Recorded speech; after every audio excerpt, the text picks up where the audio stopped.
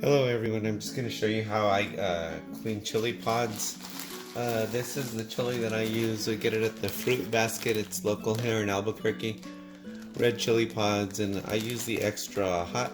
There's the phone number there if you guys need to call and find out their business hours, or you can also order any of their products on their website there, and it is www.thefruitbasketabq.com, and that's the only place I ever get my red chili these days.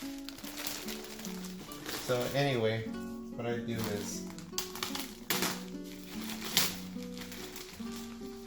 you get your chili. I have a bowl here to put them in. So you get the chili, and I usually break the stem off. Okay, and then I get my knife and I run my knife through the chili, open it up, and I have a little trash bag down here. Open it up, and then you can get your seeds out. Most of your seeds. Some people take them all out. I don't take them all out because I run my chili through a food mill. Some people don't like to do that. Some people like the peel for whatever reason. I don't like the peel. The peel has no flavor. It's the pulp that you get off of rehydrating the chili pepper that gives you the flavor. And the heat is here in the veins of the chili, so I leave those on. Some people think the heat comes from the seeds. That's not true. So anyway, I will fill up my bowl full of the cleaned chilies. Then I'm going to soak them. I'm going to soak them in warm water. Some people boil them. You can do that if you'd like.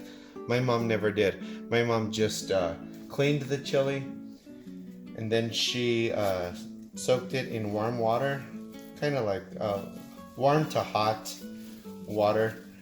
And after they sit there for like 20 to 30 minutes and they've rehydrated, then they go in, then I dump that water, they go into the blender, blend them, add some clean fresh water so that you don't take the bitter taste of the chili over.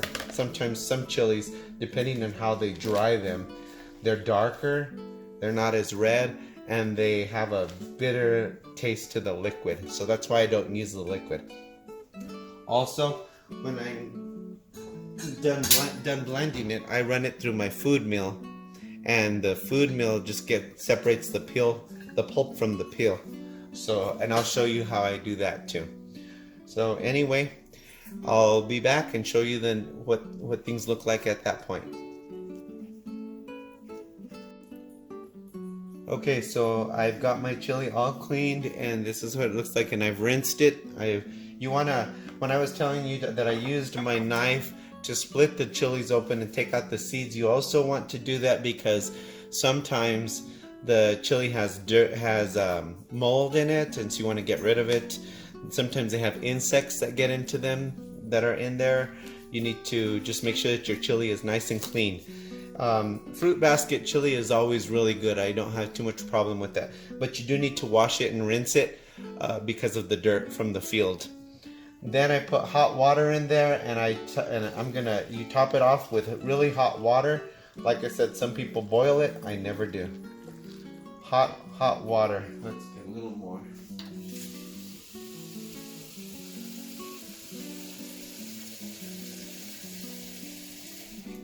After you get your hot water in there, then I usually put a plate on top of it and push it down to force the air out, and set it in the sink, or you can cover it with saran wrap, whatever you'd like, and then let it sit for 20 to 30 minutes till the chili rehydrates, and then at that point then you'll be ready to blend it. So we'll be back.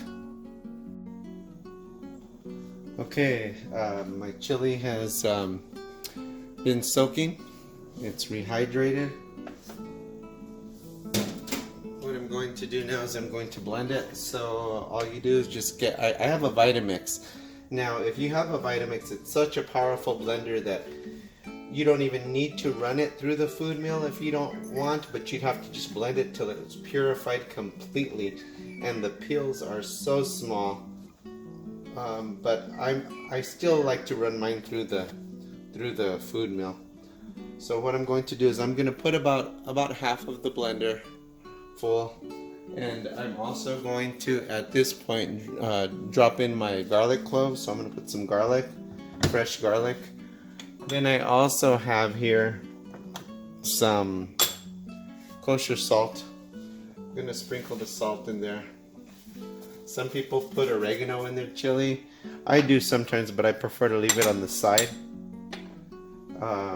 Unless if I'm making, like when my dad would butcher a pig, my mom would make the red chili with big chunks of fresh pork, and she would put garlic and oregano in the chili. That's what I remember about growing up. So anyway, I'm going to put some hot water in this. This is about a 44-ounce cup of hot water. I'm gonna get a little bit more so I can have it on the side, so I can watch the consistency of the chili as I blend it. Okay, let's see here. So all I'm going to do is put it on low, turn it on. And this blends really fast in the Vitamix. The Vitamix is a great blender.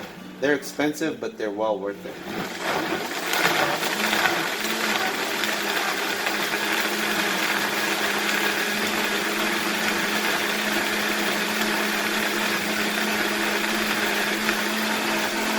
At this point, you can add a little bit more water if you'd like.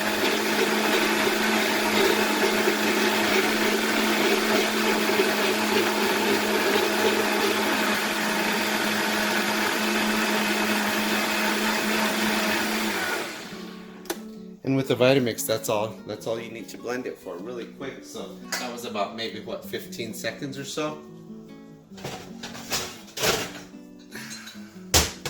Then what I do, I'll blend the rest of the chili as well.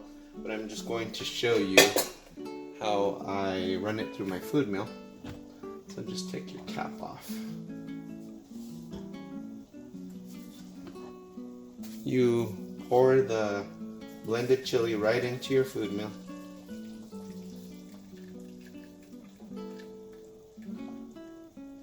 And see, that consistency right there is pretty good. It's a little thin, but if you want it a little thicker, your next batch of chili, just don't add as much water.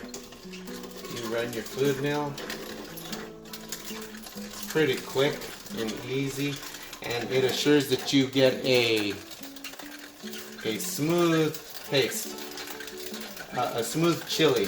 Now remember, some people that have a Vitamix, since they're such powerful blenders and they're so fast, you could blend it, like I said, until they're very fine and tiny. I just still don't like the texture of the chili. It's just a little grainy because you do still have the peel. So anyway, this is what it looks like. See, when you're done, there's a few seeds in there and the thicker peel that was remaining. And then the red chili. It's a red chili and it smells so good. Use that for enchiladas. I'm gonna use it to add to some pozole. So that's how I prepare my red chili from Chili Pods in Albuquerque, New Mexico. You all have a good day. Just one more quick little video. I wanted you to show you the consistency of the chili. Let's see if I can get you down in there. Came out really nice. Smooth, no peels. And you can add meat to this. Brown some ground beef, brown some pork, brown some beef. Add the chili to it and simmer it with the meat inside of it for your whatever you're gonna have for dinner, your enchiladas. You can add this raw chili to shredded pork for tamales. Whatever you'd like.